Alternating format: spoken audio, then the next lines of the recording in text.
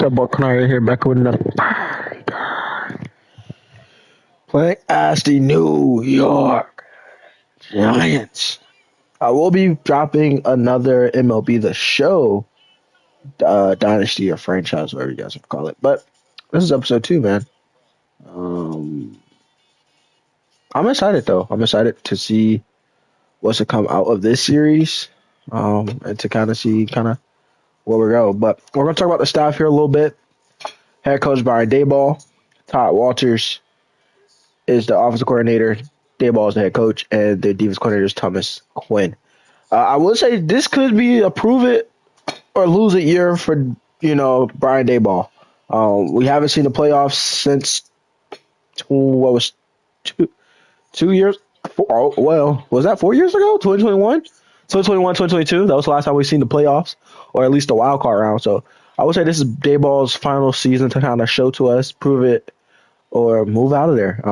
I think we could get better at the quarterback position without a Daboll. So, with that being said, so that's what our staffs will be looking like.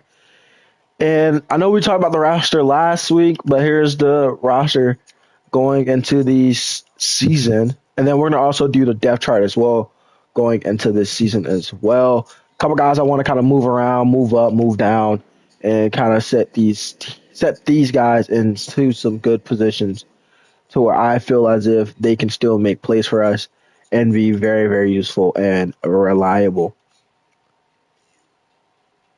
Azeez Ojulari did get hurt in practice, so that's why he has that.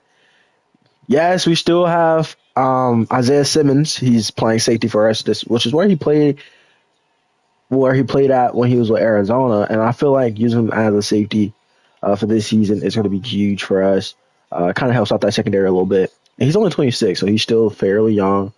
And I do think he can get paid big time money playing that safety position for us because I do believe in Micah McFadden, who's going to be playing a lot of the middle linebacker too. Hopefully we can get a little bit of Darius Moasau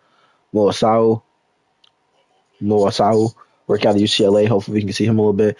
Darren Beavers, I like him a lot as well. 30 minutes out of Cincinnati, so maybe we can bring him back as well going into next season. We're not bringing back Matthew Adams, so maybe going to next season is going to probably just be Bobby Okereke, Michael McFadden, Darius, and Darren Beavers. Maybe get another defensive end in here to kind of be some backups around in here. Most definitely help out, Dexter Lawrence in his front three here. So go get some defensive ends, bring in another D tackle, maybe one that's a little bit better than DJ Davidson. Bring in a way better defensive end. These defensive ends are trash, terrible. I think our outside linebacker pass rushers are good. I think our linebackers are good. Maybe bring in another linebacker. Maybe bring in a solid. I won't say Deontay Banks is not a solidified number one corner or can't be a solidified number one corner for us, right? But I can say this: bringing in another corner, even if that's a 2 or even another corner 1 this season, is going to be a must. I do like Cordell Flott, but I don't think Cordell Flott is a number 2 type corner. I'm not going to say he can't be, but he has to kind of prove that to me that he is going to be a number 2 type corner. And then maybe I might hesitate. But okay, do we really want to spend this type of money for a guy like this when we know we have Deontay Banks and Cordell Flott that's going to show up and show out, But I do think we should bring another corner. I am very high on Andrew Phillips, the rookie out of Kentucky, only 22 years old. So I'm very high on him. I think he's going to have a really good season for us. Maybe he might start playing a little bit more after the bye week. He's a 3rd round draft pick, and he's only 22. So we have a young safety room. Nobody's over the age of 20. Yeah, nobody's over the age of 26 here in this cornerback room. But there are some guys that I feel as if we can move on, and I do think we can save some money from. First, I do like Nick McLeod. He is 26, however. He is only 6 foot, 193. He's going to be really good in zone, but I think developing him is going to be a long stretch. I do think maybe going elsewhere could work out, but don't get me wrong. I'm not going to say Nick McLeod won't stay on the team, but I do think Nick McLeod could be somebody that can be tradable. David Long is another big, add to the trade block type of corner for us that I feel as if could be tradable as well. Same thing with Darnay Holmes. I think Darnay needs just a new scenery. He's kind of been replaced. We brought in Trey Herndon, although he could get replaced because he only has 88 speed. We're fairly slow here in this cornerback room too, by the way. Um, he's really good in zone, which is great. Man, a little bit shaky, I guess you could say the least. But I do think he could probably gel pretty well with these top two guys. So Darnay Holmes, David Long, maybe Nick McLeod could also be added on there as well. And Robertson, though, fourth year man out of UCF, who's only 71 overall, 26 years old, 92 speed, who was one of the fastest guys out of the top seven guys there, six guys, I believe. But I do think just developing him is going to be another big thing. I want to say this is the last year of his rookie deal, if I'm not mistaken. Yeah, last year of his rookie deal. So we don't have to bring him back, but we can if we want to. We do have Trey Hawkins here as well. Trey Hawkins the third as well, second year in Old Dominion. We also have Stanley Thomas Oliver the third as well. So like I said, we're fairly young. Just a matter of can we develop those younger guys. We do bring in Jalen Mills, but I think he's out for this week, yeah, with a back sprain. So Javarius Owens is here. We also have Isaiah Simmons. Like I said, we moved him from middle linebacker to safety to kind of help out there. I like Pinnock, and I love Dave Belton, 30 man out of Iowa. And that's not to say that Dave Belton can't get moved to free safety, but although we have Tyler Newman here, the Rick out of Minnesota, so he probably won't go over there. But that's not to say that we won't move back Isaiah Simmons. We could move Isaiah Simmons to corner next season if that presents itself, or we could move Dave Belton to corner next season. I think he could potentially, if he can develop his man in his zone, I think Dane Belton could be a nice slot corner for us. Or like I said, Isaiah Simmons can always move back to the linebacker room going into next season. But who knows? And we'll figure that out going forward. Or we could just let Isaiah just walk going into next season. Um,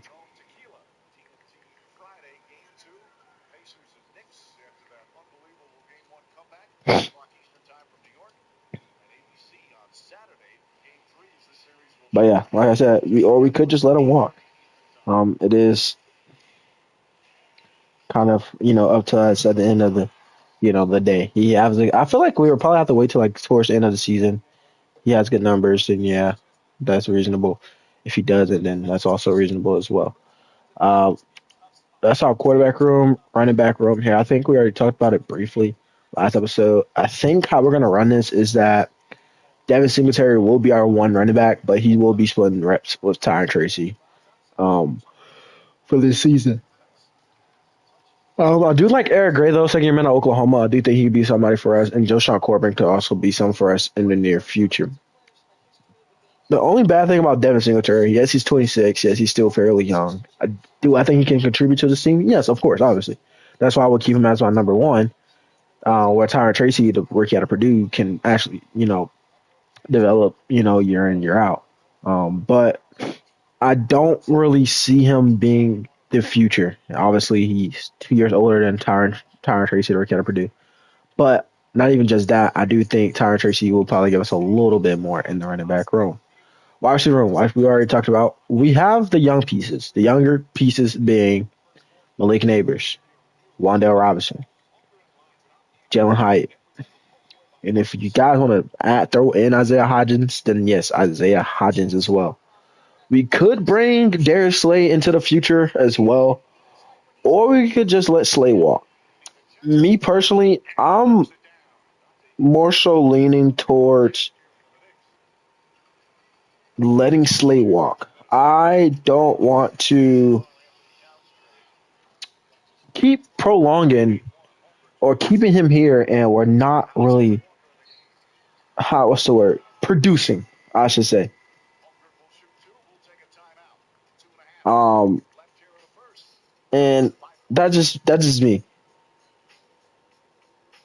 Um, I know he probably would be the guy to stay, you know, with a team like the New York Giants, because that's just I feel like that's just the type of player he is, right? But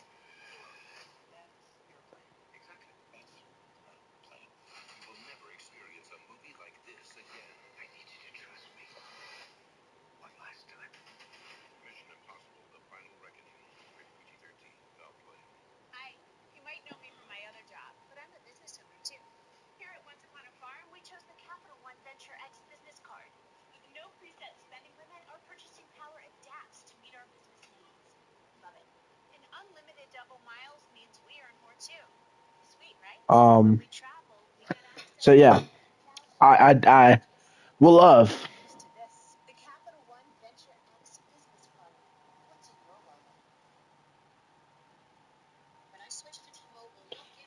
to keep Darius Slayton though. I do think he's going to be good for us, but I don't really want to, force that on to him. So I do think Darius Slayton might be a guy that could walk as well.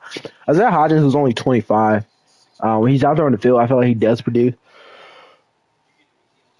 Well, I think with the fact of us having a guy like Jalen Hyatt coming out of Tennessee and being a very high, draft pick for us just a season ago, and didn't really wind up to be what we was all hoping for, as he was a third round draft pick. But to be quite frank with you guys, he did. I mean, it says he played in games played 17, but we all know Isaiah Hodgins didn't really play that many snaps last season. So hopefully we can probably wrinkle him in there as well throughout the season. We do have some veterans in this team though, like Isaiah McKenzie, um, Miles Boykins, Gunnar Lowski, obviously Allen Robertson, and then obviously Darius Slay is going to be counted as a vet to this young core. Tight end room, I'm very happy about these two guys right here, Theo Johnson and Daniel Bellinger. Could we get better in the tight end room? Yes, obviously. You could always get better. Always go out and get another guy to come in here and help develop that room there. I'm great. I'm fine with Andrew Thomas and his contract. I love that contract. I'm happy we have a guy that's going to be able to solidify the blind side of if that's going to be Daniel Jones in the future or whatever quarterback end up happening. But Daniel Jones only has this year to kind of prove us that he's going to be good for us. Jermaine Illuminor, he's 29. Um, I don't know how to feel about his contract though. Although there's only 2 years left, so we could get out of it next season though. But I do like that. I do feel like that he's going to be a good fit at this left guard position. John Michael Smith Jr., who's only on his rookie deal, so we're going to finish letting him develop. He is already 25 though. Unlike a guy like Jalen Mayfield, who was drafted by the Atlanta Falcons a couple years ago, coming out of Michigan. Um, I do think he could also be something for us in the near future. John Ryan, who I like a lot as well, who's another, you know, offensive lineman that I do feel as if doesn't get talked about as much on this offensive line, but I do think with what he could bring for us and do for this offensive line, I think that contract that he has is very reasonable as well. And he is 27, so he's still pretty young. Now, a guy that I'm very hesitant on signing fifth-year option for is Evan Neal. I do need Evan Neal to show up and show out for us this season. If he doesn't, sucks. But if he does, then that's great. Now, obviously, Evan Neal is not a pass blocking tackle. And if anybody look at his run pass blocking, it's only a 69 and a 63 pass block finesse, 73 run block finesse. I'm focusing on his pass blocking this season. I could care less about his run blocking. I want to focus strictly on his pass blocking this season. So majority of his, staff points, skill points, whatever you guys want to call it, will be going towards his pass blocking. And that's because due to 6'7", 300 plus pounds, and me personally, I feel as if he's 6'7", 350. He is a power guy through and through, but we're not going to move around John Ryan. That's not going to happen. I'm not moving around John Michael Smith's JMS. The only person I will be closely to move around would be Jermaine Illuminor. So the scenario that we can go into next season could be next offseason, trade away Jermaine Illuminor, move Evan Neal to guard, and then next season when he's up for his contract, see how he plays at guard, depending on how he does at guard, then we'll resign him to maybe a bigger contract than probably what he's going to get as a fifth-year option. He's only going to be 24, 25 going into that 2026 season. So he'll be okay at that point. And I'm not moving around Andrew Thomas. So he has to kind of prove should we bring him back on the fifth-year option? Now, if he plays bad, I'm probably going to pick up that fifth-year option. If he plays good enough, I'll be like, okay, cool. We can trade away Jermaine, move you to the inside, and drop the tackle. I'm fine with that. But I think our biggest point of emphasis this season is going to be quarterback, defense. Defensive ends is a must. Left end, we have Jordan Phillips, 31 years old. Just not good. We're just not good. Right end, we have Raheem Nunez-Roches, senior, 31 years old, 6'7" overall. Just not good enough.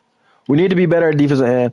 Defensive tackle, we're great with Dexter Lawrence, 26 years old. He's on a big contract as well, but I'm very happy about that. We have DJ Davidson in here as well, who's on this rookie deal. Outside linebacker, we have pass rushers, which is great. And I want to see Kayvon Thibodeau step it up this season. He has help on the opposite side. He had 11.5 sacks last season, 12 tackle losses, 48 tackles. Can you get close? I want to be close to 11.5 again. If that's 9.5, 10, 11, 11.5, 12. I just want to see improvement year in and year out. Bobby Okereke is here as well. Micah McFadden, 30 minute at Indiana is here as well. Darius Mowasu, Saul, rookie out of UCLA. I want to say he was a third-round draft pick. Darren Beavers is here as well. Brian Burns, who we went and got out in a trade with the Carolina Panthers, and we signed and we traded for him and signed him instantly to a big contract. But I'm not mad at it. He is 86 overall, one of the best, one of the highest, one of the two highest players on this team. Only had 8 sacks last year with Carolina, but we know what he can give us when he is healthy. And he's not just a pass rusher. He is also a run-stopping machine coming out of Florida State. So I'm very happy about that. I'm very happy with what we can get out of him coming off the edge. And I do want to see how that's going to look with him coming off the edge. So with that being said, I am going to give him no outsiders, skirt specialist, and speedster for right now. I'm going to keep those two how it is, and we're going to keep that how it is. We do have Tillman Fox here, and we also have Bentley Whitley here as well. We already been talking about these corners for a pretty long time, but our big three going into the season for right now, it's going to be Deonte Banks, Cordell Flott, and Andrew Phillips. But obviously, Andrew is not going to be starting right away. So I would say those are our big three of the future, with being only 22, 23 years old. Those obviously is going to be our big three of the future. And we're looking to develop Andrew Phillips throughout this season. And hopefully, maybe midway through, he's good enough to where he can just start. Tyler Nubin, though, who I'm very happy to have at free safety coming out of Minnesota, is 23 years old, 6'2", 210. Nice hit power, great tackler. I do want to kind of focus on his coverage-wise. He has a 78 zone, but I do want to work on that man coverage as well. But also, I do want to work on that block shedding as a run stopper as well. But I do feel very confident with him as well. Being back there as a second-round draft pick, I do think he's going to be good for us. Like I said, we have Zed Simmons, who can play middle linebacker. He can play strong safety. Kind of depends on us. I like Jason Pinnock, but I do think with us being able to save $3.11 million, Jason Pinnock could stay next season, or he could just be the odd man out.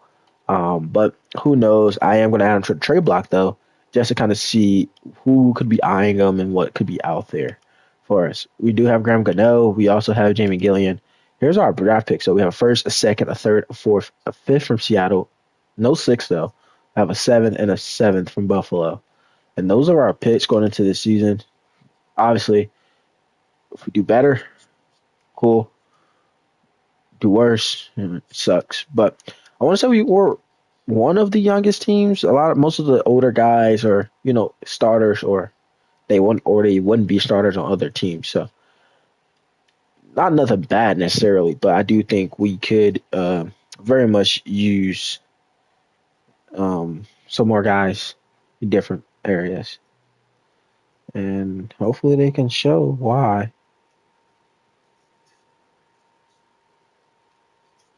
they're good enough to be on this team and in the NFL. Oh, what else is there to practically say? Let me think. I'm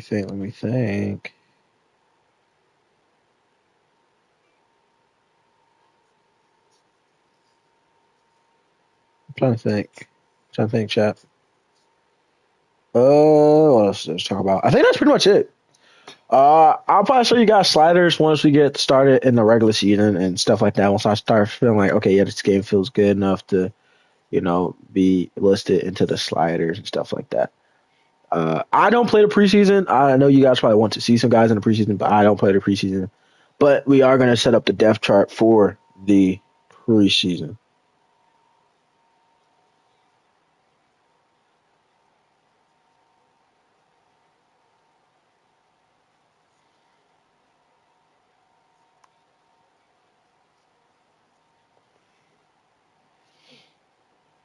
All right. So for this preseason, Daniel Jones won't really. Actually, we're going to let Daniel Jones play, actually. But he was probably just going to play this first game since it's only probably going to be one quarter he's going to play. Same thing with Singletary, Man Hurts, and then Stoll, and then we'll go Cager. For right now, I think that's how we're gonna keep it. Who got pushed out? Nobody. Boykins got pushed. Mm, I say Wandale needs to probably get in there over Allen Robinson for right now. Who else? Hyatt over Higgins. Okay, cool. And then it doesn't even matter. They both got moved out. All right, cool. So that works right here. This works right here for me. Just kind of see what we can get out of there. Speed wise. Kate, ooh, Ben Hurts probably could play fullback. This dude only got 78 speed,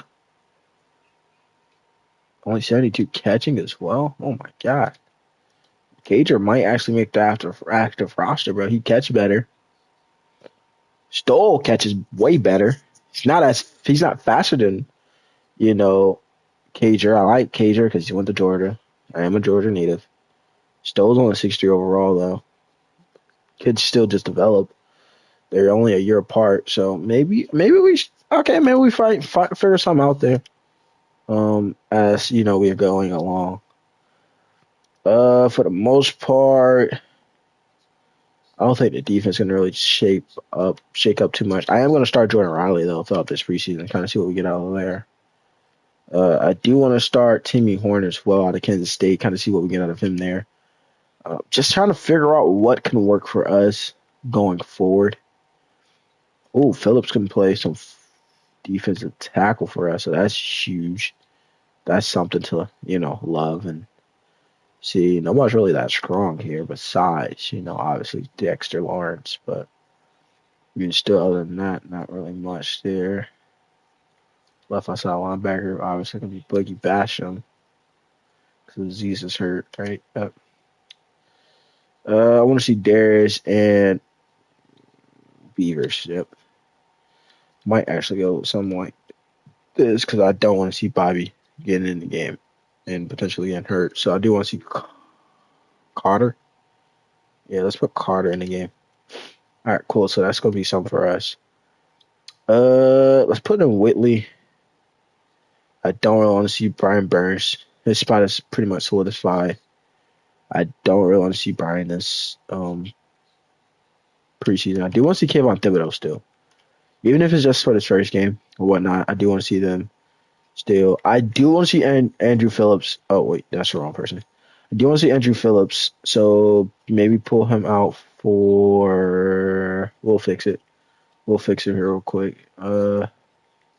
Who's another corner I feel confident in potentially saying? Maybe Aaron Robertson. I think he's a guy I do want to.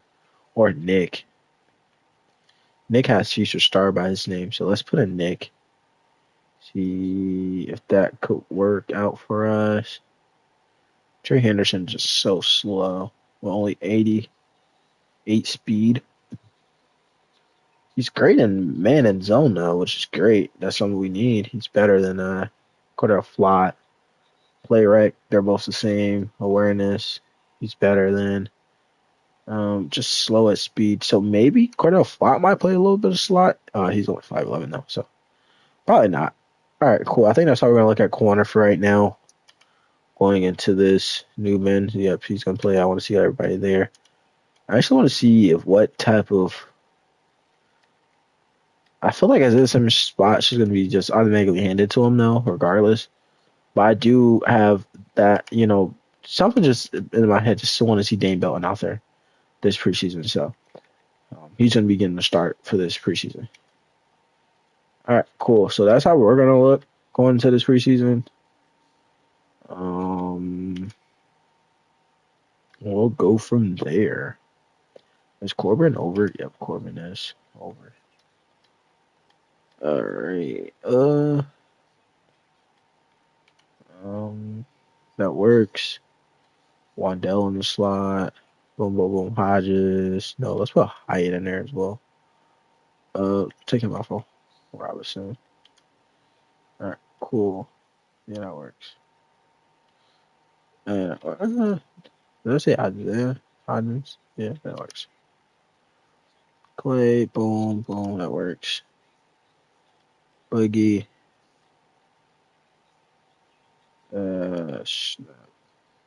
Phillips. Let's go. Phillips. Boogie Phillips. No. Phillips Boogie. Yep. Phillips Boogie. And then let's go Roaches. I really don't want to see Dexter Lawrence out there much, but I think we kind of have to kind of just throw him out there into the Wolves. Then kind of just see what he can give us. Like I said, guys can move around throughout this preseason. We have a couple Swiss Army knives that I feel confident that hey, if we put him in this spot, he can go make a play for us. Or hey, if we put him here, okay, yeah, he can go do this for us. So I'm not gonna just be, oh yeah, let's just put him here. He's gonna be okay. Nah, I think we have some guys that can be moved around a lot throughout this preseason. So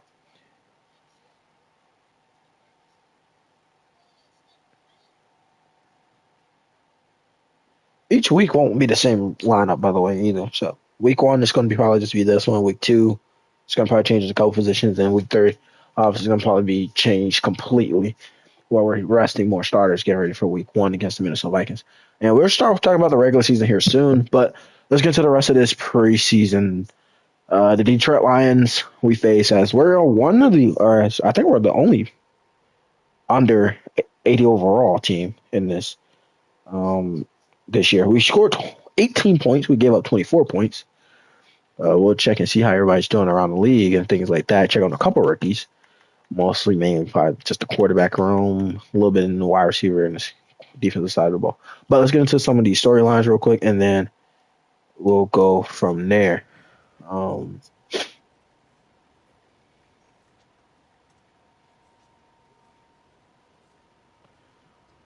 Press conference. All right, cool. Position battles. Who could this be for? Running back? That's my only guess. Running back? Potentially? Maybe? No, I probably won't be running back. Tight end battle? Okay, that makes sense.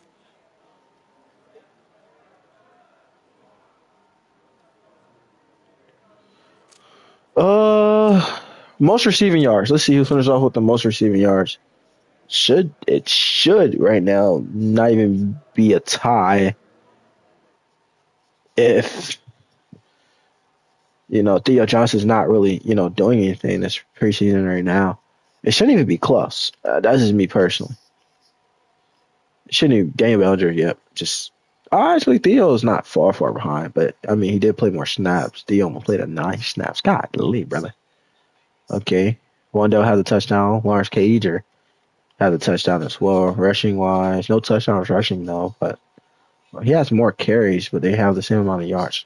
Only I had 1.9 yards per carry. That's not good. You're not proving me wrong or nothing. Throw a pick. 75 completion so isn't terrible, but throw a pick. Throw a pick and 2 touchdowns, so that's not bad. Defensively, oh, blocking. Yep, gotta see the blocking. Okay, no sacks given up yet.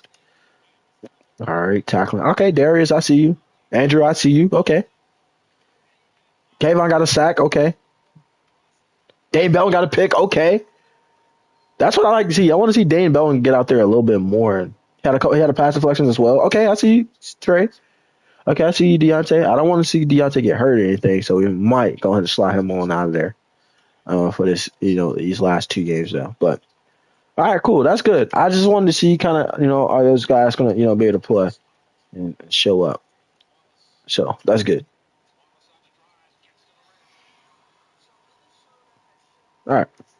I'm happy. I'm happy about kind of some of those players that popped out towards us in that.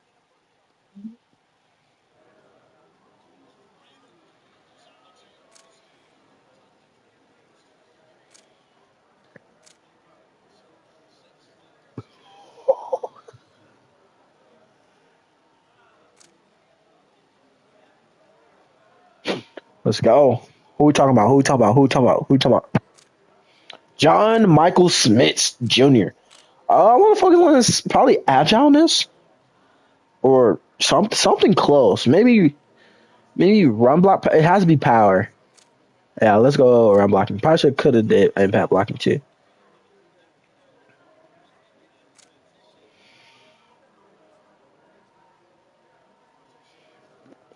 Okay, cool. +2. Okay, that's huge.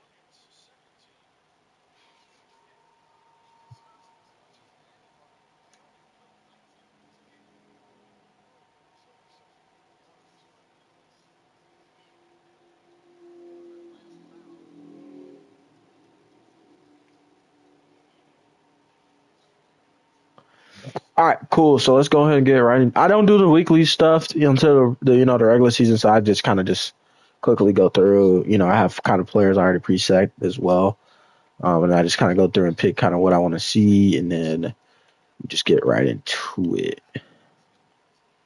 Cool. Those are our three main players I want to see that obviously going to be future players going forward. So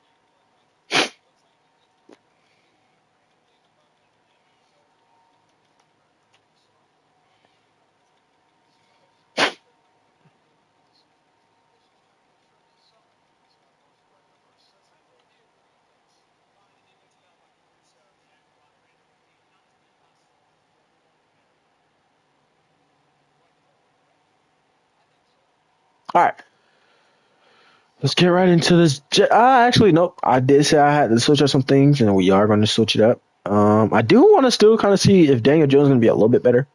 Um, and I want to see a little bit more of Tyron Tracy. So that's going to be the biggest change we're going to do here.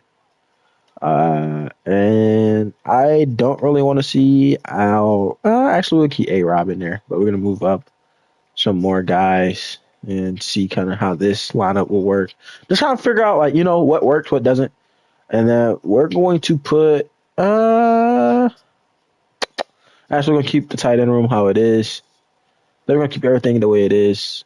We are going to, okay, yeah. This is back, so we don't really need him to kind of stand in there too much longer since he doesn't have to.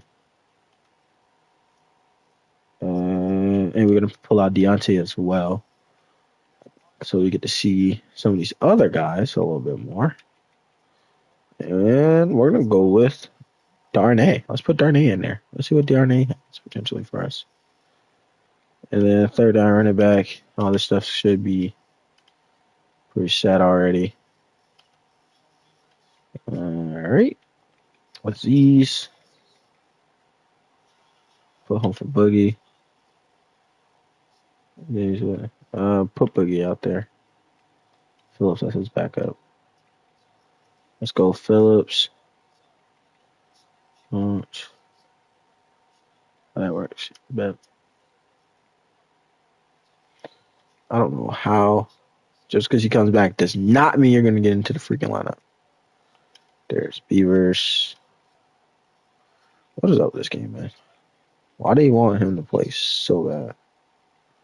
Put Darnay in there. All right. And the tackle room, please. Boom. Oh, my bad. Boom. Boom. Timmy. Roches. I want to see Timmy Horn out there. How big is he? 6'4", 3. Wait, is he starting at defense end already? Yeah, he's starting at defense end. All right, cool. Roches is in here though. So let's put Roach. Let's put Roach. We'll put Roach as a 3. I do still like DJ Davidson, so I do want to still see what he can give us. All right, cool. That's probably how we're gonna look for the last 2 preseasons. Try to eliminate some injuries to some of the main players, and then we'll get ready. Give some of these guys some.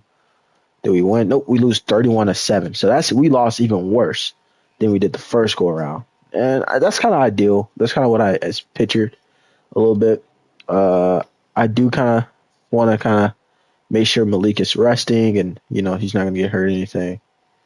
So we're gonna probably pull out Malik here. I'll probably run with something close to this. I do kind of want to see what we can get out of some of these guys if injuries and things like that were to happen. Those are, obviously going to always be some things in the back of my brain. All right, cool. I think we're good. It's like this. I think that's how we're going to finish out the preseason going forward.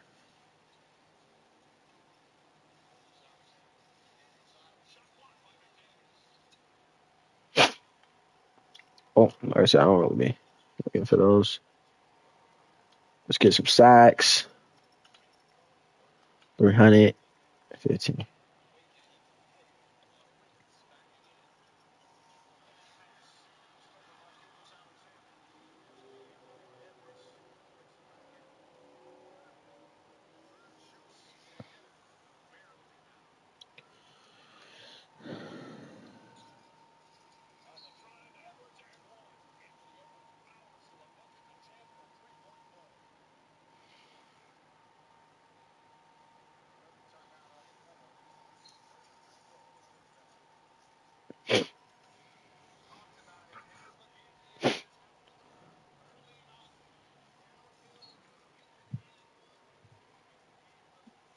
Dislocated shoulder to Allen Robinson. Oh my god. Oh my god. Who's trying to get out again, release and trade it? You know what I'm saying? Turf toe to Darius Muoswa, UCLA, so he won't be here for this week. And that's kind of big because that was a guy I was kind of hoping to be around, and stuff like that. Trying to look at some stats here. And just because, oh my god, he has more. Just because he does not mean anything. Yep, and he does, clearly. 104. He only has what? 549. How many targets? Is he even getting targeted? I really want to know what his stats looking like. Only 3 receptions this game. They don't show the targets, but I do want to see general. He played 9 downs this game. He played 29 last game. So I don't think he played as many snaps and downs as Daniel Bellinger. I don't think so. I think if he did, it probably would be a little bit better. He had 4 to 5. Yeah, Daniel Bellinger's just having way more snaps. And there's nothing he can do about it. It's just, the way everything is. Daniel Bellinger's got more snaps. Nothing he can really do nor say about it. So we're going to go into next week, though. So, and final game of the preseason is done, and we go 0-3. We lose 34-zip. And we walk out with 2 new injuries. All right, yeah, great job. Drew Lock is out for 9 weeks. Darius Slay is out for 7. God dang it. When I was trying to minimize injuries, that was why. Good thing it was somebody too big, but it was still somebody. Azeez Ojulari gets a trade offer coming in here. Trey Tucker, Kinsley, and Nagbar. Okay. Natani Moody. Okay. Carter Warren. Okay. Okay. I like the Kendrick Green one, though. I do like the Kendrick Green one. I also like the Packers one, but I probably wouldn't take Kinsley, though. Although that would help out the defensive end side of the ball. He's, 25? 24. So that would work out in some some way, shape, or form. But I do think Azeez can possibly play defensive end for us this season. And then next season, he probably just goes out into free agency, and then we'll just see where we end up from there. With that being said, lead transactions. Let's look at some trades, signings, and things of that nature. Let's look at trades first, and then we'll go from there. because these are a little bit easier to get through. All right, Ravens trade Travis Jones to the Cowboys. The Cowboys traded a 2026 seventh. The Jets trade Sam Iguavoen to the Panthers. The Panthers trade Brady Christensen to the Jets. The Jets trade 2026 seventh round. Yeah, the Jets trade 2026 seventh round to the Panthers. The Bengals trade Charlie Jones to the Ravens. The Ravens trade Malik Harrison to the Bengals.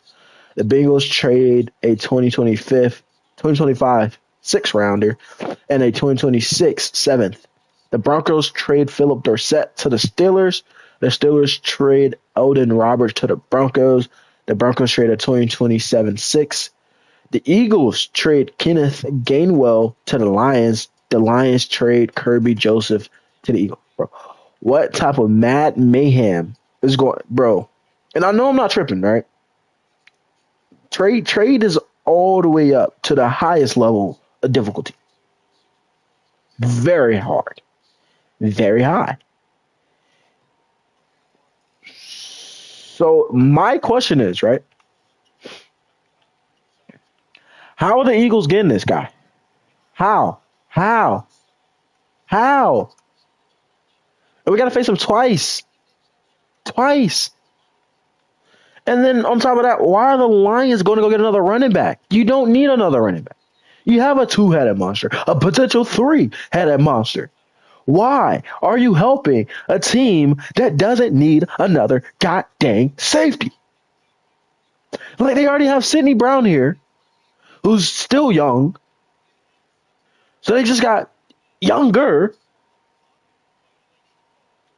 They came in from the same school, just a year apart.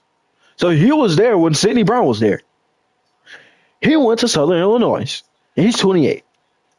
You don't need any more goddamn safeties, man. Cooper DeJean is going to be getting a start. They have a young cornerback room here, which is great, with Darius Slayton also being here, possibly being, the next man out. But I'm not helping them anymore. I was going to help them and move Kirby Joseph down to, corner or move Sidney down a corner or something like that, just to kind of give him help because he can play corner. He can play the slot. But they're going to have to figure that out themselves because I'm not doing it no more. I'm done trying to be Mr. Help. I'm done trying to be Mr. Help. I've been trying to be Mr. Help, and I'm done. I'm not doing Mr. Help anymore. Um, Man, this gets annoying, bro. Because it's just like, how do they keep getting these guys, man?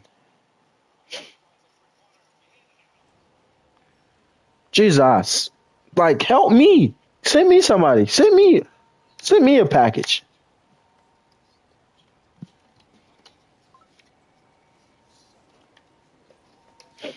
Somebody send me a good package like that. Ain't nobody want to send me no package like that.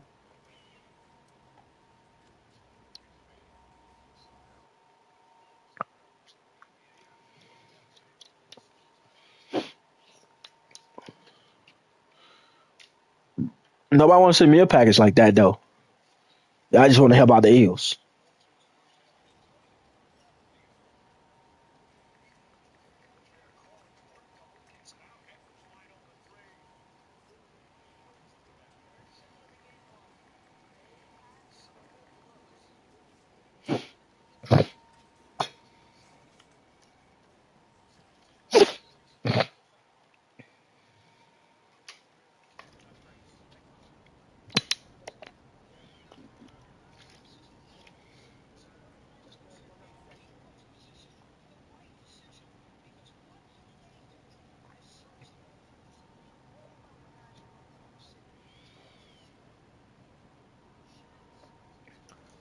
I would say let Daniel Jones choose it, but knowing him, he's gonna probably choose something dumb. Let's be disciplined. Let's be disciplined. We're gonna probably be a bad team, but let's be a bad, disciplined team, please.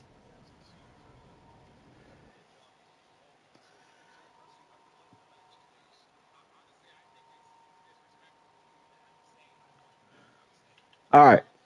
Like I said, we are gonna go check out some rookies from around the league just a couple guys, and also some sophomores as well. Kind of see how they did, but we're gonna go bias off their, you know, conferences. So yeah, Justin Fields, who's on a new team, he put up 301 yards. He threw a pick as well. Josh Johnson, okay, that's suspected. Okay, Russell Wilson, he didn't do that good. I don't know if he's not starting or what, but he didn't do that good. Next, Will Levis. He put up 3 touchdowns, 2 interceptions for 405. 70 completion percentage. Joe Flacco looks good with his new team. CJ Stroud in his sophomore season as well put up some good things, and obviously it's just a preseason. Trevor Lawrence did okay as well. Mac Jones did good as well. No, he did mediocre. Put up good yards, but just mediocre touchdown to interception ratio. And Anthony Richardson seems like he's on the struggle bus yet again, so that's not good. Yeah, even Davis Mill put up better numbers than him. Yeah, that's not good. Drake May, 216 and 2 touchdowns. That's not bad. Brissett looked good, so we'll see who starts out there. Zach Wilson, though, he put up 3 touchdowns, 1 interception for 494. Okay, that boy's throwing them haters, throwing them haymakers. Second man out of Purdue, Aiden O'Connell, he looked solid, decent. Bo Nix was another rookie. Oh, wait, did I call Zach Wilson a rookie? My bad. Zach Wilson is not a rookie. He's a fourth-year vet, or veteran now, I guess you could say. But Bo Nix, who's also here, 322, 3 touchdowns, 3 interceptions. With 323, for 322, he also is a starter. A Super Bowl champion Carson Wentz is here as well. Gardner Minshew played terrible. Hopefully, Aiden O'Connell does get the nod and can go out there and go start at the age of 26. But no, Madden don't have the brain cells to even make those type of moves happen themselves. Caleb Williams, 5 touchdowns, no interception for 360. That's not bad. JJ McCarthy, 250 for 4 touchdowns, no interceptions. So that's not bad, man. Michael Pratt, worked out of Tulane, 205, 3 touchdowns, 1 interception. All right, man. A couple of these rookies in this NFC North division look pretty solid. A couple guys got sacked, though, a couple times. I've seen that 6 times there, 5 times there. It's a little scary out there in, sack country out there. Okay, Bryce Young looked a lot better. Seems like he's getting a little comfortable. Kirk Cousins, Penix okay, but just the interceptions is the only thing that's through his preseason plays. Oh, golly, it's a lot of quarterbacks in the Eastern Division. Golly, brother. Dak Prescott obviously had a good one. Hurts struggled. Okay, Locke had a good one for us. Daniels, okay, I guess. Never mind. Daniel Jones, 3 interceptions, no touchdowns. Oh my God, bro. At least he wasn't sacked. Nobody really got sacked much. 5 sacks given up. What's that, 5? Oh, well, yeah. He was sacked 5 times, but other than that, not really much there. I'm just kind of looking for some rookies here, but not really much here going on there. So yeah, they were solid. Some players had some good, good things showing there, and these are too many running backs to go through. So I'm gonna go by team. I don't know where all the rookie running backs are at though. So, did he play? No, I don't like he played. I don't even like he played. Yep. No. Next, Jaleel McLaughlin only had 6 carries for 15, so that's not showing me anything. Not really showing me anything there either. Chase Edmonds is the one played. Bucky Irvin had 2 carries for only 8 yards though, so we'll see what happens there. Trey Benson, 29 carries for 156 and 3 touchdowns. Work out of Florida State. That is huge. If they can find a way to get a 1-2 punch there, that would be huge for them. 2 former, Baltimore Ravens teammates looking good out there in L.A. with the Chargers. Clyde Edwards-Helaire trying to get his career back on the straight and narrow. Also, Isaiah Pacheco is also trying to, just keep showing that he's supposed to be here. Um, who else is here that could be reasonable to talk about? Rick O'Donnell trying to show that hey, I can be a future for somebody's franchise. If it's not here, it can be somebody's. A Chain showing why he's that's just that fast. Saquon Barkley trying to rebuild his career around. Their 1-2 punch out here in Atlanta is showing why they're going to be really, really dangerous in the future. And then Christian McCaffrey is showing why he's just ultimately just the number one back. Tyron Tracy trying to show why he can be an improved back here in New York. Bigsby looks really good, but ETN showing why he was a top draft pick and the year he was drafted in 2020, 2020 or 2021, one of those. So he's trying to show why there. Bruce Hall showing why he's going to be a really big back here. And obviously they have their 1-2 punch now, but I guess it's going to be a 1-2-3 now out there. Obviously it seems like it's going to be a 1-2-3 here as well. The rookie out of USC, Marshawn Lloyd, looked really solid as well. Didn't get many carries. But the rookie out of Texas, man, Jonathan Brooks, he looked really, really good. Probably trying to take the number one spot from Chuba Hubbard. But Chuba is trying to show, like, hey, why not just have a dynamic backfield? That's what a lot of teams are trying to do now. Build their backfield up and, go from there. Zamir White is out there trying to show why he should be the number one running back. Blake Corum, the rookie out of Michigan, is looking really, really good. But obviously it's going to be Kyron Williams in the backfield a lot more this season. Derrick Henry showing why he's King Henry himself. Kendre Miller, who's a younger running back here in New Orleans, second year out of TCU, had a good preseason. Had 4 touchdowns too as well. So that's big for him. Zach Charbonnet, who's had a pretty solid preseason. Jalen Warren, man, showing why he could be a number one running back, man. And if he does get traded, a team will be lucky to have Jalen Warren in that backfield. Damian Pierce showing why he can also still be a number one running back, as he was drafted 3 years ago out of Florida. Dealt with a little bit of injuries, but I think he's trying to prove that he can still be that. Tajay Spears saying he ran out of Tulane, trying to show why he can be a number one running back. As Tony Pollard is also trying to show why he left Dallas to go be a number one running back. They brought over Aaron Jones, and both of their running backs went over 100 plus yards this preseason. So preseason for running backs looked really, really good. Let's see, the Bears, Rome Odunze, 9 receptions for 81 and a touchdown, so that's not bad. Who else is reasonable to talk about? That's pretty much it for real from there. They do bring in Hunter Renfrow, who had a pretty solid preseason. Jermaine Burton, rookie out of Alabama, looked really solid as well for them. Eric All, rookie tight end out of Iowa, 2 receptions for 114. 2 receptions for 114. Keon Coleman, first round draft pick out of Florida State, had 17 receptions for 199 and 2 touchdowns. So the rookie, man, he looked really good. They want to see a little bit more out of Troy Franklin, potentially going to this regular season. Marvin Mims probably on the step up as well. But I'm pretty sure they probably like what they're probably going to get out of Cortland Sutton and all those other guys. Who else? Not really much production there.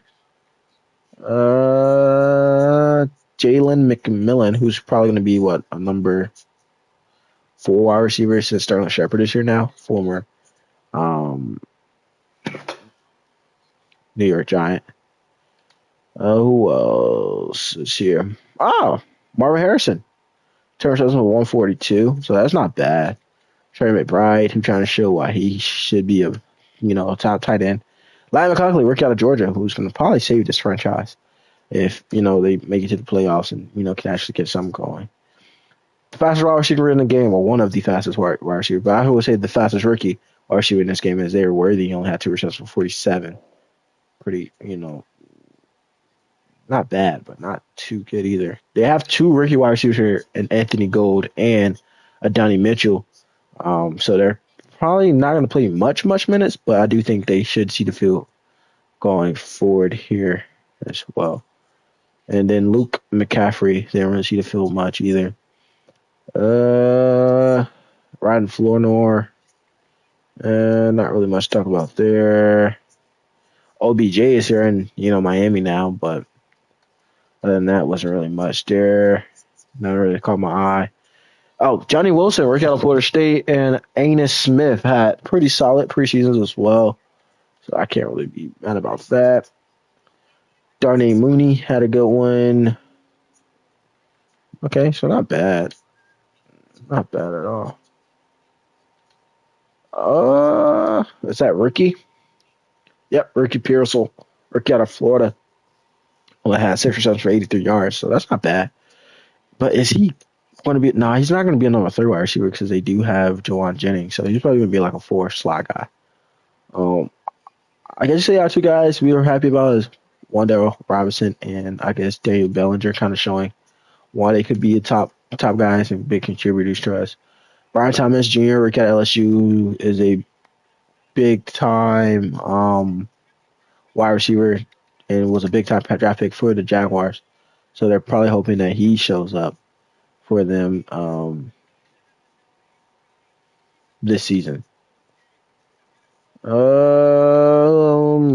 to find some rookies to be talking about for real, but it's not really much. Xavier Legette, he just not. He had 68 downs played.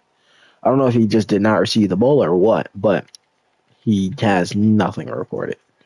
So I'm gonna take that on the chin as I just didn't get the ball. He only had 1 reception. Oh my God, they're doing these younger guys dirty. Okay, Jalen Polk, who they expect to be very good for them in the future, or for the future. Didn't really get much out of Javon Baker, nor Jaheim Bell, who was another rookie. And Keyshawn Boutte didn't do anything either. And actually, he didn't even get no PT, so that kind of, kills it. Michael Mayer trying to show why, bringing in Bart Bowers is good, obviously, but also trying to show, like, hey, I could be a nice number 2, a complimentary guy for this young guy here that you guys just brought in to, replace me. But obviously, that was basically best available that year. Although they could have went wide quarterback as well. Who else is here? Devontae Walker, 5 receptions, 37. So that's not too bad. Andrews looked good. Likely looks good. She looks good. Wow, they had 4 guys over 100 yards. That's really good. And they're all wide receivers, so that's really good. That's really, really good. A.T. Perry was in that mix as well. That's really good because this team deals with a lot of injuries, like nonstop injuries. So I can't even be mad about that one. Where's Wilson? He only had 1 reception for 7 yards. Okay, that's not the best nor the worst, but could have been way worse. Boyd looks good on his new team, former Cincinnati Bengal. Okay, cool.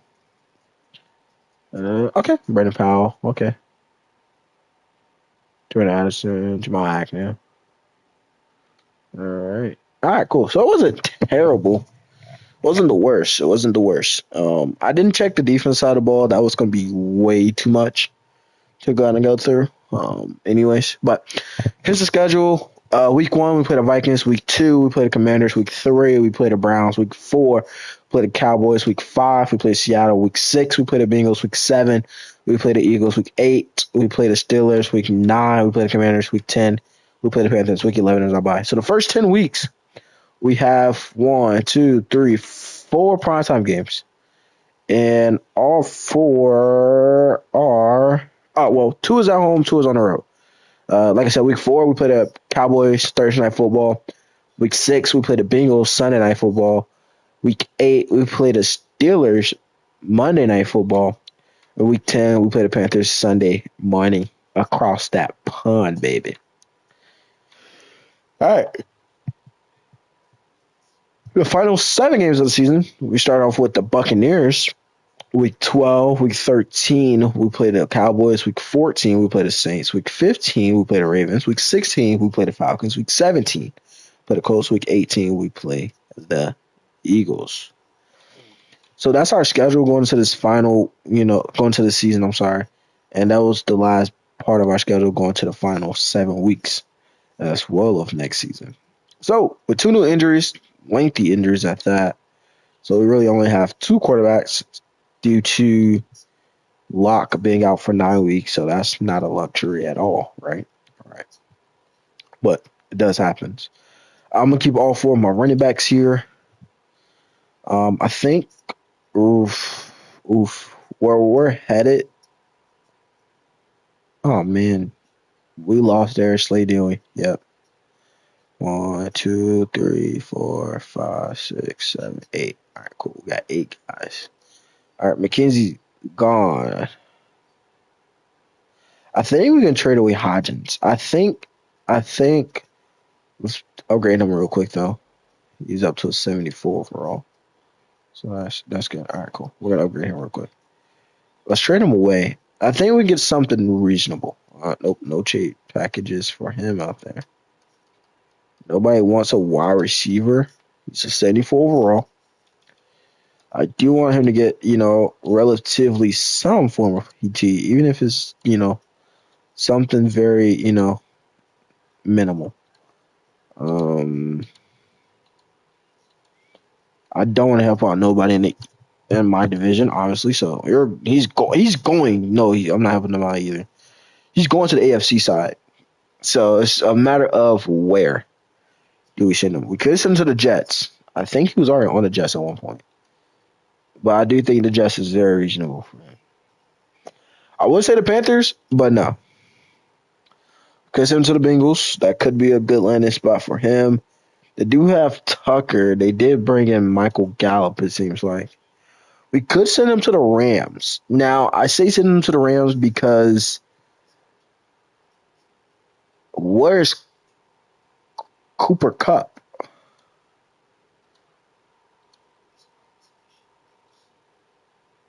And actually, we're going to send him to the Steelers. We're going to help out the Steelers. We need a defensive end. They're both on a 2-year deal. Anybody on a 1? Oh, God dang it. Dean Lowry. All right, yeah, we're going to trade for Dean Lowry and give me a 4th. And I was accepted. So we sent Isaiah Hodgins to the Steelers for Dean Lowry and a 4th. I think that's very reasonable. You guys might not like it, but I love it. So that works out for me. And then also on top of that, we're going to get rid of Miles Boykins. We're just going to release him. 5. And then obviously 6. Cool. Chris Manhurt's just too slow. I like him. I love him, but just too slow. And Stool is only 26, right? But I do like Hazer a lot better.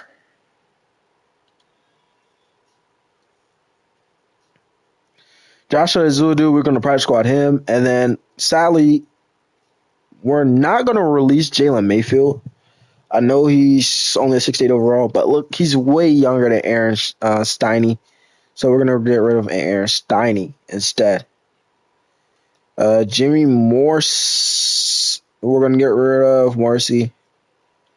And we're going to get rid of, well, they're both pretty bad. But Joshua Miles does have a little bit more strength. So I like the strength aspect of everything there. All right, we're going to practice squad Ryder Anderson. And we're going to practice squad Jordan Riley as well. I like Boogie. All right, here we go. No more Matthew Adams. I do think we can move on from that aspect of us. And I want to say we can move on from Darian Beavers as well. 1, 2, 3. Actually, no, we're not. We're going to move on from Carter McLaughlin, although he could be a practice squad, but practice squad players doesn't really matter a whole ton here. We're going to release Benton Whitley as well. Now, this is where it gets the funnest. We can start practice squad with some guys, move some guys around, things like that. And with all that being said, David Long is better in the zone coverage aspect, but Darnay Holmes does have him in the speed, man, end zone, so that's kind of tough. I like Aaron Robertson. I know I said about like his development, but I think we're gonna focus more so on Nick more than Aaron, and we can save a little bit more. We have a lot more trades to do. I don't think Stanley is going to make the active roster. 1, 2, 3, 4, 5, 6, 7. Still got 7 more guys to go. Dang it, man. I think let's trade away Darnay. Let's see who's out there that can potentially use a Darnay Holmes on their team. He's only a 72 overall. He is 26 though, but like I said, he is only a 72. I don't know.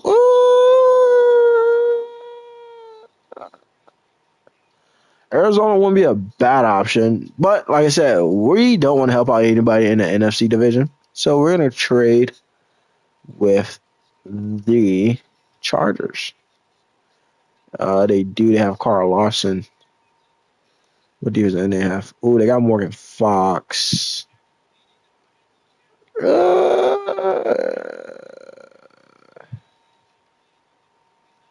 Golly. Yeah, we're gonna try to just trade away from the third and say this works because I didn't really see anybody. All right, they say no. I didn't really expect that third to work, so we'll take a let's go get a 6. I was gonna try to gamble for a 5th, but I think a 6 is reasonable. I'll take a 6, and that should help them out as well. So.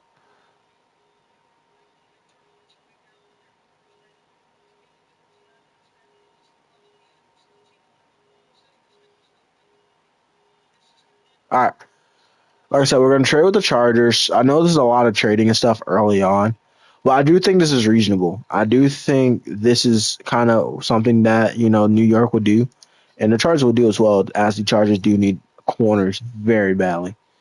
So that leaves us with 1, 2, 3, 4, 5, 6 corners, and we don't need 6, we only need 5. And I think we're going to get rid of David Long. I think he's going to be the next odd man out. I love David. I do think David is going to be good somewhere else as well. But let's go find him his own team, who I would not also be sending him to the Chargers. I just feel like that would just be wrong. We could send him to the Broncos, though. But we could send him to the Cardinals as well. We could send him to the Chiefs, but he can help out the Chiefs on like a 1-year deal. I think that's reasonable. I'm looking for defensive ends, though. Ooh, Charles Omenihu, who's 27, 77 overall. We'll probably have to throw in a little something on the top, but I think that's reasonable. I know you guys are, oh my God, they would never trade Charles. Guess where he's not at in real life, though? I don't think he's on the Chiefs in real life. So we're going to throw in David Long, try to get Charles here. We're going to throw in a 4th, and we just got that 6, but we're going to throw that 6 back out there and potentially try to get the Chiefs 4th. It might be a little bit later on in this draft, but I do think this is reasonable. No, they say no. Okay, cool. They might want a little something more. Yeah, they might want a little something more. Let's see what their asking price is, and then we'll go from there. A 2nd in 2026, a 4th. Okay, a 2nd in 2027, a 3rd in 2027. So they want a 2nd in 2027, and a 3rd in 2027. Is that bad? Is that a big gamble to say, hey, we're going to be ready in 3 years, and those picks won't hurt us too much? Let's do a 3rd in 2027. I don't want to give them more than what I have to. A 3rd in 2027, a 4th in 2026. You guys will still get a corner in David Long. I think this is reasonable. A 3rd, a 4th, and David Long. Let's do a 3rd. Let's do 2 thirds then. A 3rd in 2027 and a third in 2026. And that is accepted. So we do David Long, a third in 2027, a third in 2026, and that is for Charles Omenihu. That can come off the edge and give us a little bit more pressure. And with that being said, Timmy Horn is now on the practice squad. So with those, we made 2 trades this episode to go get some pretty solid defensive ends. Charles Omenihu is only 27, which is a lot younger. Although we do bring in Dean Lowry, who's 30 years old, and they're both on their last couple years of their contract. So not gonna be mad about that. Those are some big trades, good trades going on there. And here's what our cornerback room looks like with those 5 guys there. And let's get right into it. I think we're gonna get rid of Jalen Mills. Then we can do that. Where else could we put a trigger at? Let's see who's all here. 1,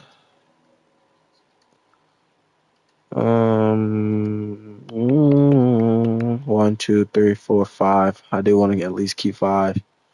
I would love to keep a long snapper, but honestly, we all know Madden long snappers doesn't matter. So that kind of sucks.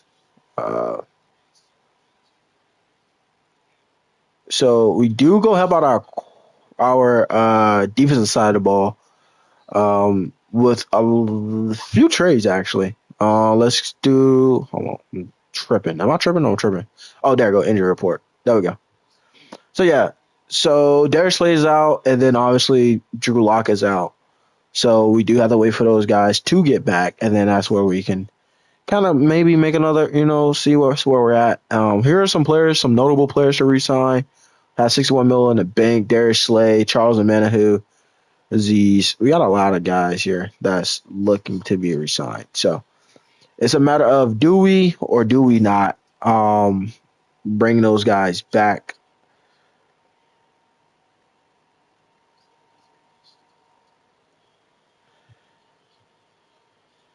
And it kind of all depends on us, right?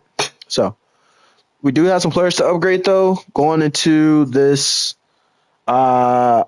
season. Wow, we got a lot of players with 2s here. Daniel Jones been one of them as he need this right here. As we're going to upgrade his field general. We're going to go double field general here. Hopefully get some of that pass accuracy set up. Throw under pressure +3, throw accuracy short, throw accuracy mid, and play action +1. So that's huge. We're going to go field general yet again. +1 to awareness, +1 to play action, +1 to throw accuracy mid, +1 throw accuracy short, +1 throw on the run, +1 throw under pressure. So that's huge. So that's big. Throw accuracy short is big. He doesn't have the strongest arm, so those are some of those things we have to kind of, realize and, know and things like that. We're going to, like I said, we're pass protecting heavy for us this season. So we do need to, make sure we focus on that with this guy, as he is up to a 72 overall, +1 to morale, so 73. But I do want to kind of focus on his pass blocking.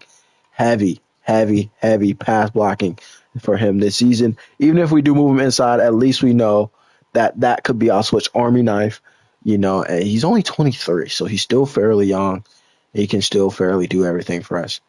I think I'm going to go double slot. That's kind of where he needs to probably focus on being at this season the most, is potentially playing in our slot position. So we're going to go double slot here. He is up to a 71 overall, which is good. +2 man, +1 play, +2 play recognition, +1 to tackle. So like I said, you probably just need to focus on the slot position a little bit more. He is only 6 foot, 187, 90 speed, 90 acceleration, 95 jumping though. But I do want him to focus on that man and zone. So probably put him in the slot for this season. Cordell Flott could probably play it next year though, due to Cordell Flott only been 5'11", I believe. So we'll focus on that as well.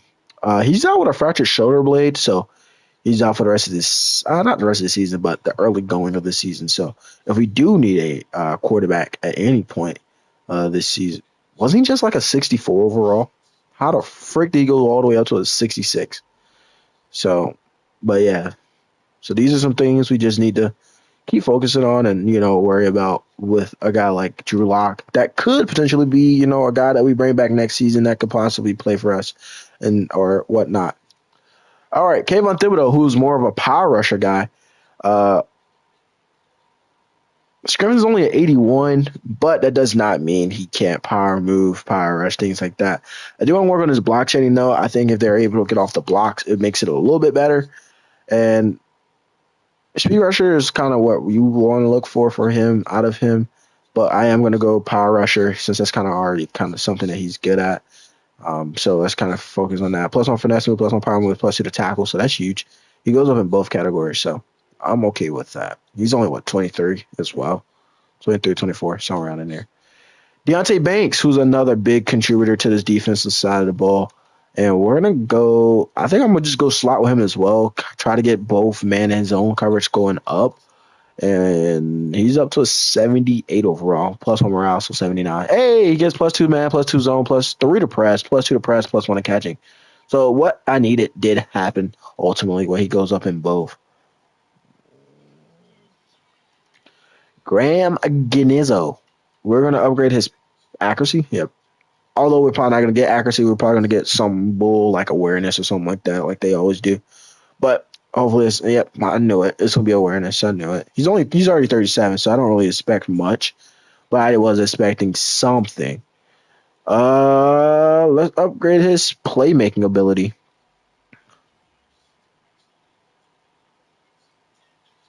Hey, big upgrades. Plus one release, plus two short route, plus one spectacular catch, plus one catch and traffic, plus one awareness, plus one juke move, plus three to deep route. So that's huge.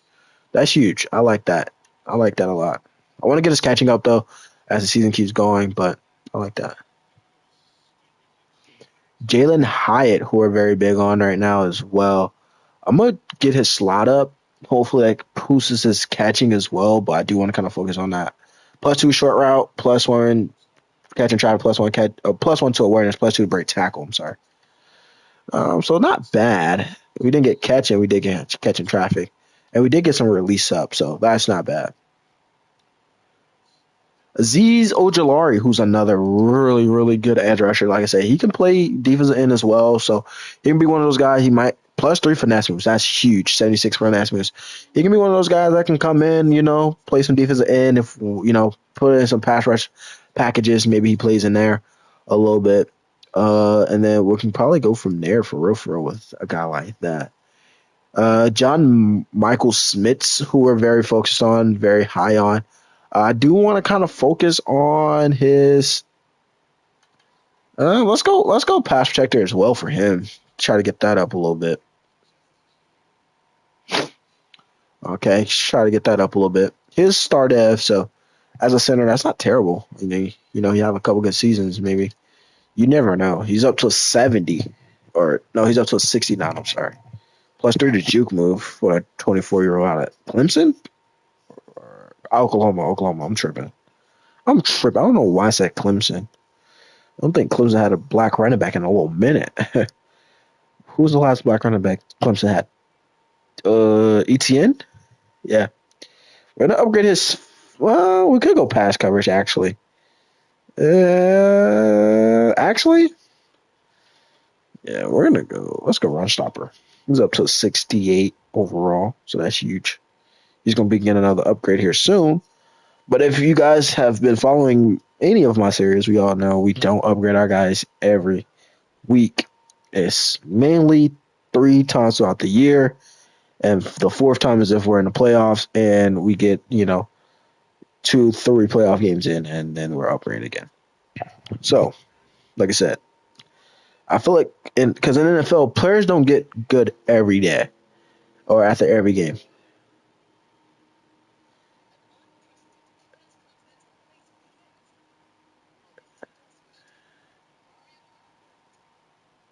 So,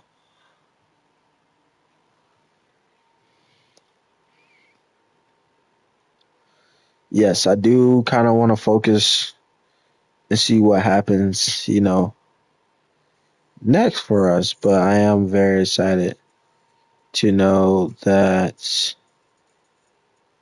um,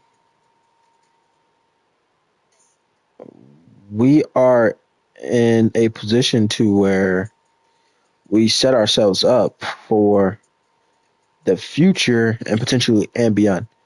I know we gave a couple of future picks, not this year picks, future picks, and I feel as we can, if we have a good season, those third and fourth round draft picks probably won't mean as much. Um, it could be dividend if in the future we're worse than where we started, or we're worse than what we kind of picture ourselves to be at. Then yeah, I feel like that's where you'll get most of the problems. But um,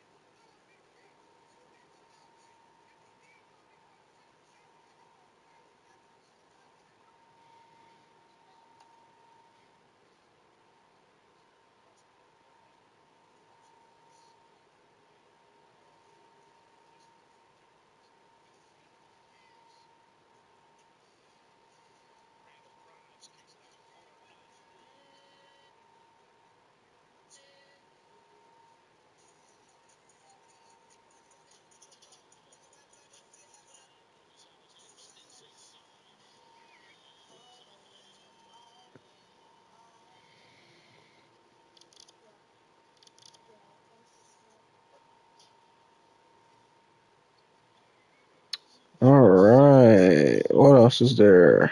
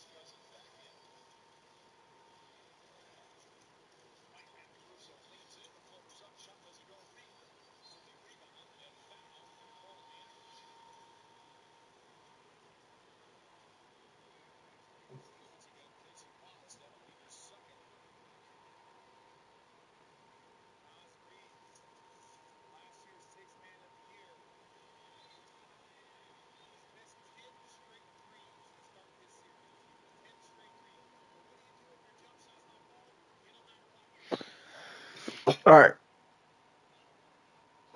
all right, cool. All right, but we do need to do our draft class grants. That's something we do need to do. So I know you guys can't see my phone or anything and nothing like that, but I kind of go around. It kind of depends. Sometimes I start from the bottom. Sometimes I start from the top. Today, for purposes, we will be starting from the top. So we're gonna go from top to bottom this year. Maybe next year we start from the middle. Maybe next year we start from the bottom. Maybe you never know. And the quarterback room will be. Please keep rolling. Please go one more, one more, one more, one more, one more. Oh, it's gonna be a weak quarterback room. Oh man, maybe get rid of Daniel Jones won't be the best option this season. Just saying, putting that out there, chat. The running back room though will be normal, so that's not gonna change. All right, let's see about the wide receiver room. We don't really need a wide receiver, but I do say we can use a wide receiver. Quarterback was kind of mainly my biggest for the offensive side of the ball. Uh, And then obviously offensive line is going to be my next. Okay, well, wide receiver is a very weak class, so that's not going to be good for anybody in this league because you can't go lower than weak, very weak. So that's not going to be good for anybody. But tight end is going to be a strong. Okay, tight end is this year is going to be a strong tight end class, so that's huge. Can we hit on these on this offensive line? Oh no, tackle. Yeah, can we hit on this offensive line? Can we hit on the offensive line? Please, please, please. We're gonna have a strong tackle class this season. So far, the offensive side of the ball is kind of hitting in the main spots right now. Tackle is being one of them. Definitely, if we can move Evan Neal to the inside. Let's see how interior offensive line looks.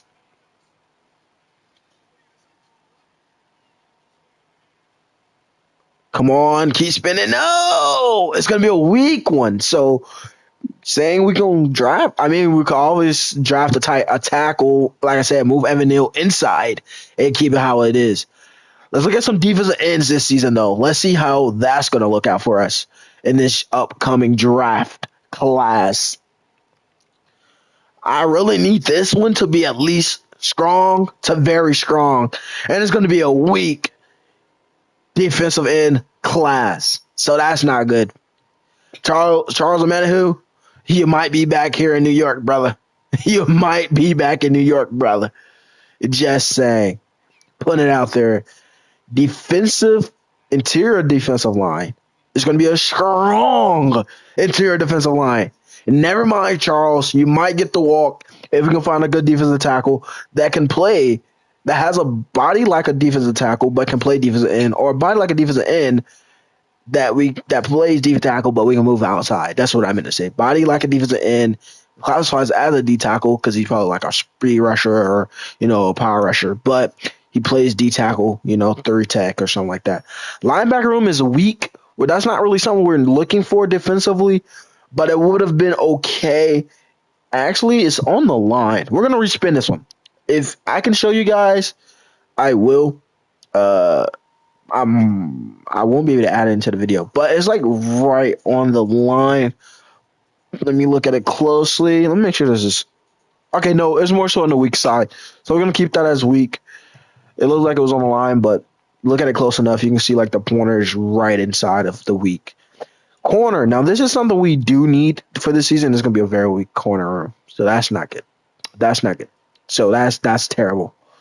We might be spending money in free agency this season. We might be spending some bucks at corner in free agency this season, baby.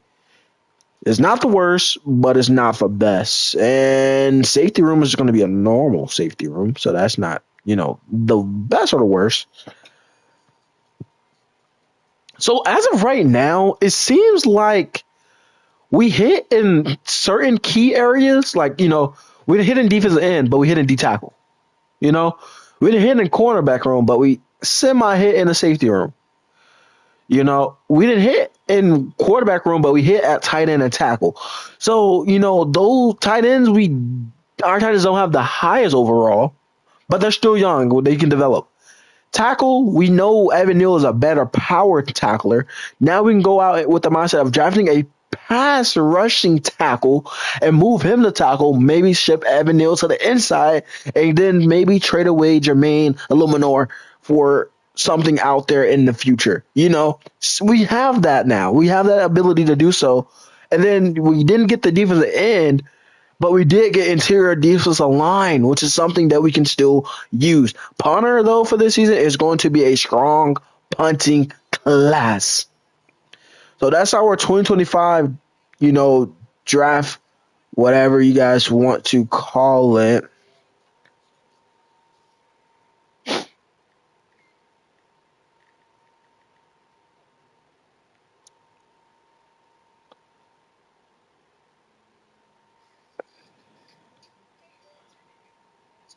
So we're going to get to see how this future holds up for us going forward. We did go 0-3, though. Like I said, we do play the Vikings starting off week 1, and I'm excited to kind of see what happens? Choose a draft class, obviously auto-generated rookies, and off rip, I see two quarterbacks. I see four offensive tackles. I see two D tackles. I see one defensive end, and I see one corner. So obviously, off rip, just off rip, this is not going to look very pretty for us this season. This is not going to be a good one for us. Definitely, if we need a wide receiver, I feel like it's going to be very hard to come by a wide receiver. Tight end, we can always find definitely now since we know it's going to be a stronger, tight end room. So that means we have the luxury of, kind of waiting around, sitting, waiting, things like that. I do kind of want to jump on these tackles though, because those, oh my God, only two right guards are projected to be drafted. Left tackles are a lot more than the right tackles. Oh man, it's not good. It's not looking too well. These ends, we know they're bad, but if we can possibly fall within the number one pick, we'll get a top five draft pick in Andrew White, 6'5", 259 out of Clemson. We also have AJ Atkins here as well out of Alabama that we can probably fall in line for.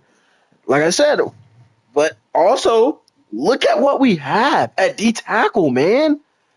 Look at the luxury we could potentially have at D tackle, man. They have a 6'2", 285 defensive tackle out of Clemson and Jeremiah Blaylock. We can get that. Or we can wait in this draft and we still will have a reliable draft pick or reliable players here if we fall with a top 10 pick that we can get that can play, D tackle or defensive end for us going into the future. So we're not in no rush.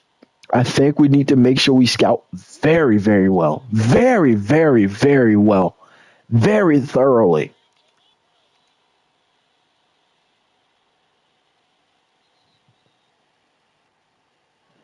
Yep, that's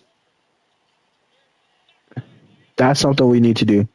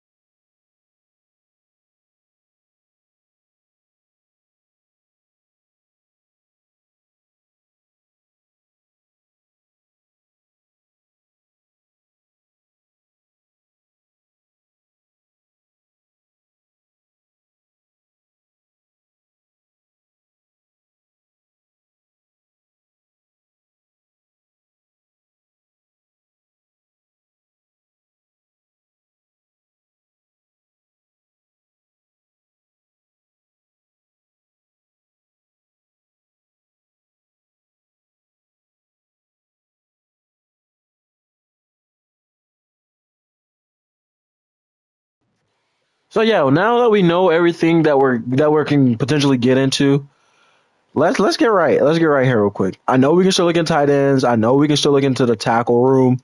I do want to kind of figure that part out though. But let's find us a nice, reliable D tackle one. And this is a good one. It has D tackle and offensive tackles in it, which is huge for us because we know we do need some form of offensive tackle if we want to move Evan Neal inside. Um, What's another one that was really good as well? I want to say tight end was a big one as well, but that's more so a two-star thing because it's not a big need. But I think we can always use a tight end. Um, but I am gonna. I know you guys might say, "Bro, that's a gamble. That's a gamble to do that." It's a gamble. It's a gamble. It's a gamble. Be quiet, bro. I'm going to still stick with the cornerbacks as well. I do think we do still want to need. We should still want to prioritize the cornerback room. And then, like I said, I'm going to still go the tight end route because I feel like we can still probably find some there. And then what's another route we can look into? Let's still go quarterback, even if to say the least, none of these quarterbacks really pan out. Let's still go that route, and let's go corner again as well. Okay, well, never mind. All those spots were filled. All right, cool. Now, what I like to do, I like to go back to the prospects. So we're looking for 6, 7, 8 guys here. So we're gonna go. What's that? The corner 2 central. Let's look at the quarterback room here. Quarterback. Okay, there we go. Central, 1 out of the west. Northeast is 3. Quarterback in the northeastern region, I believe. That's possible. Quarterback northeast. Tight ends down south. That makes sense to me. Defensive end or tight ends down south. That makes the most sense. West can also be tackles as well. Let's go northeastern region. Tight ends down south, since that seems like that's where the majority of the tight ends are coming from. It's that south region. Let's see. 1, 2, 3, 4, 5, 6, 7, 8, 9, 10. What's that? Five projected draft picks. 1, 3. Yeah, we're gonna stick with the South. They have the majority. That's kind of what I like to do. I kind of like to kind of figure out where everybody is at. So we got quarterback, wide receiver there, quarterbacks there, tight ends there. We have defensive ends, defensive tackles, offensive tackles here. And then let's go. What's the last one? Corner, I think it is. God dang it. That's in the West region, right? Yep. That's out there in the West. We have corners. Let's see wide receivers. What wide receivers looking like? Wide receivers isn't the best in the West, but I think if we can actually scout and potentially get something out of those guys, then maybe probably go West there. Let me see. Defensive ends in the West, not the best. Oh, bars, baby. Who's those D tackles? We don't need to worry about D tackles in the West for real. Defensive ends in the West are not the best. Not gonna lie, they're not that good. Safeties in the West are not that good either. Oh my God. We could go running back. It kind of all depends on how we're feeling, though. Like I said, we could obviously go running back if we want to. What's this? D tackles. I'm not really focused on D tackles for right now. Golly, man. The West is selling, bro. Let's just go corner again. Although corners in the West is not ideal. Central is where we have majority of them at, and also out in the South. But obviously, we're not going to the South because that's where we have our tight ends at. Or could we move tight ends around? Nah, I like my tight ends scouting out the South. All right, cool. So you might take this off and put this on running backs. Like I said, Singletary could be out going into next season as well. So I would like to make sure that we do have another, pretty solid running back. Although Eric Gray isn't the worst. So I don't mind adding a running back in here. All right.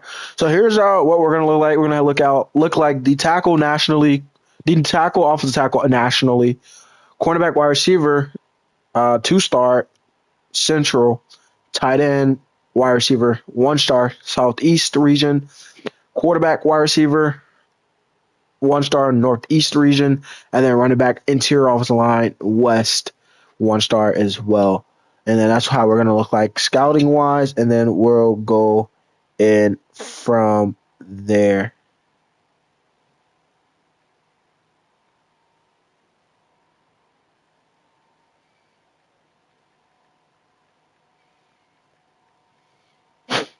What's next? I think that's it.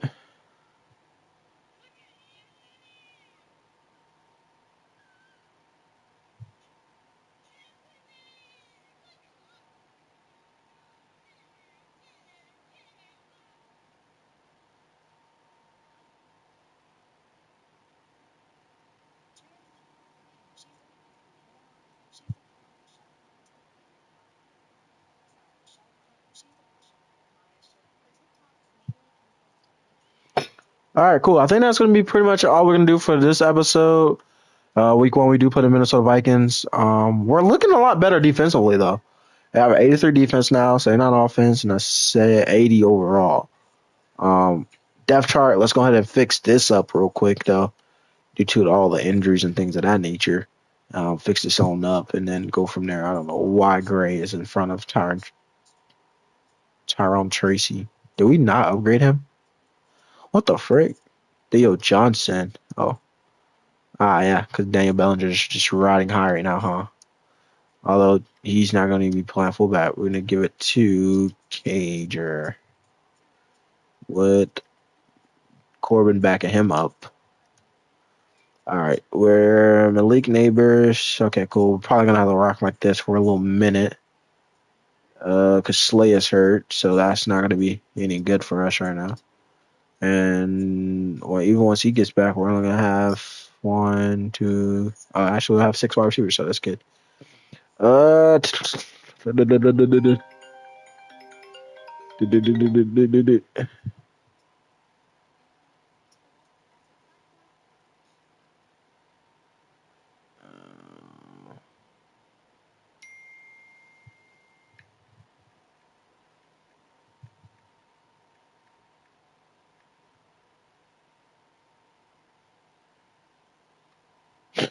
Uh, let's see. I'm trying to see, dude, is this how we want to rock out? I think we are gonna play like this for right now, and then we'll try to see because we're gonna be without. Um, Dang it, man. What's his name? We're gonna be without. Oh man, I can't think of his name. Darius Slayton for a while. So, offensive line is not gonna change or anything like that, so we don't need to worry about that. I feel confident with Dean Lowry being here now, playing defensive end alongside Dexter Lawrence and Charles Omenihu, because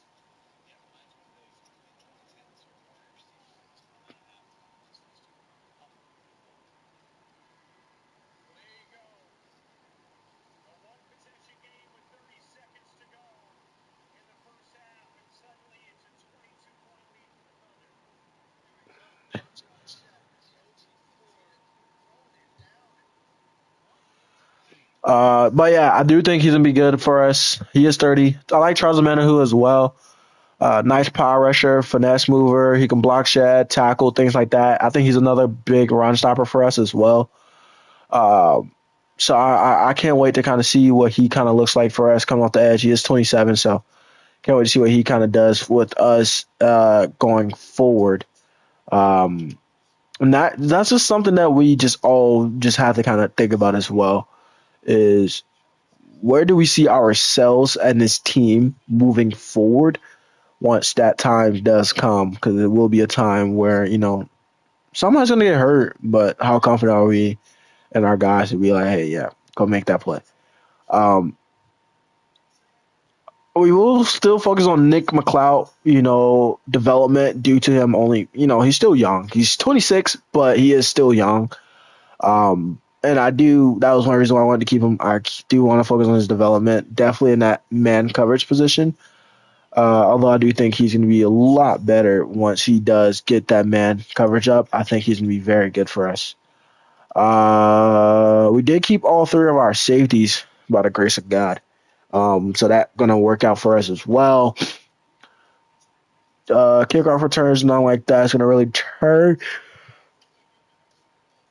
It doesn't really change much. Tyron Tracy is going to be our guy. And then our third round running back will also be Tyron Tracy as well. Slot wide receiver is going to be Wandale Robinson, Jalen Hyatt, and Donner. Our rush left ends.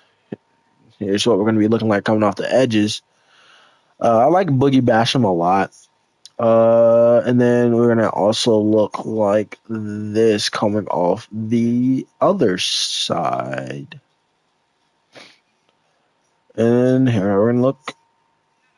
Oh, it doesn't even matter. He's not going to be able to get into the starting lineup. Okay, cool. That makes sense.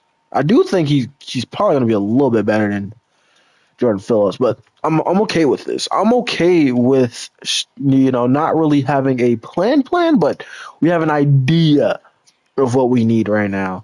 I like Pinnock, but before I put Pinnock in that slot, I will gladly put Dane Belton in my slot corner position. I know he's not the best man in zone, but I would take him over Pinnock anytime, any day. And I don't know why they keep wanting to add guys like Pinnock into this. That's not him. I don't want him in there. Like, come on, dog. If I want him in there, I would have done that myself. But obviously, I didn't. So this is what we're looking like going into the season. I'm excited, though.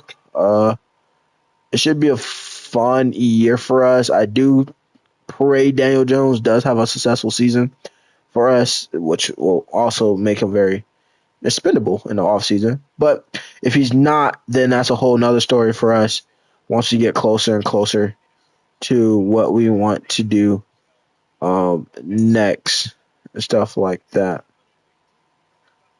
What else is there? I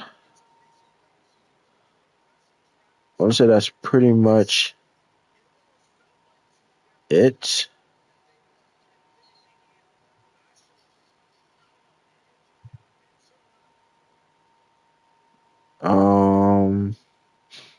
Trying to think. Trying to think.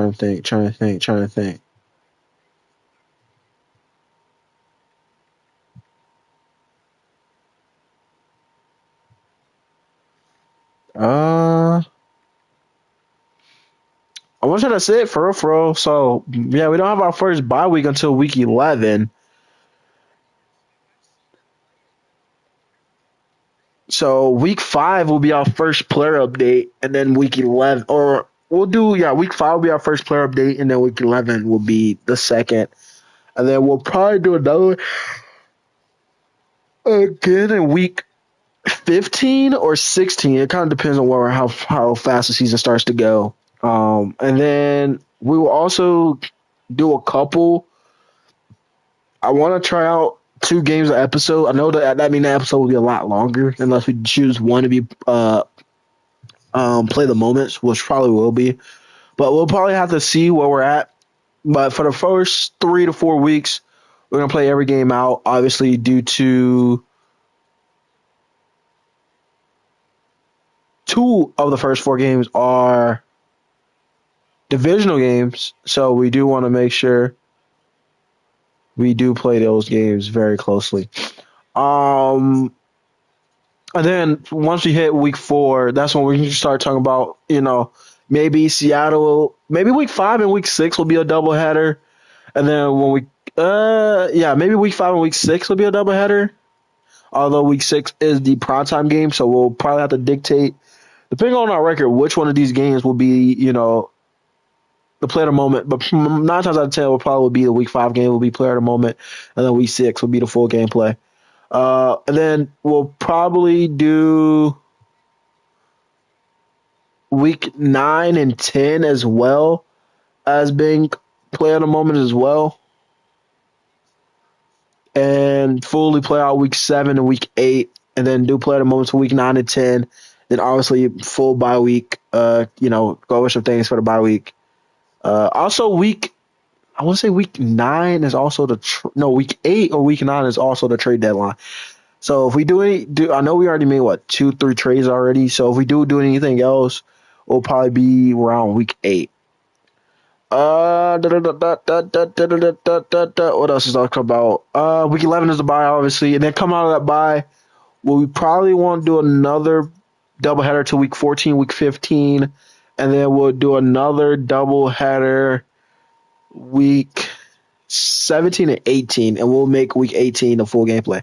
So I will try to remember that we're gonna do weeks 4 and 5,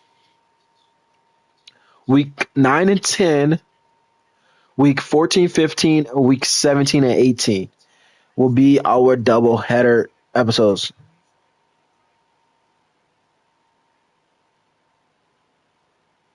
And then we will go from there. Um,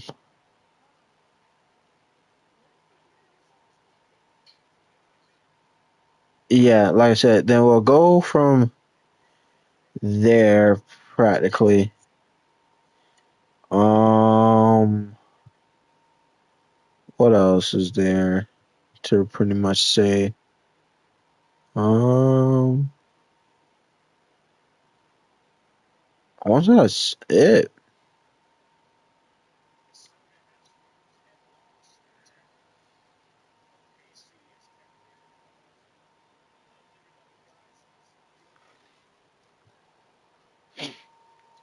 Yeah, I want to say that's pretty much it to really talk about for this these first 2 episodes, I should say.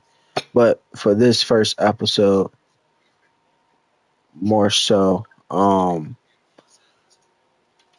it should be a good one though. But please like, comment, subscribe.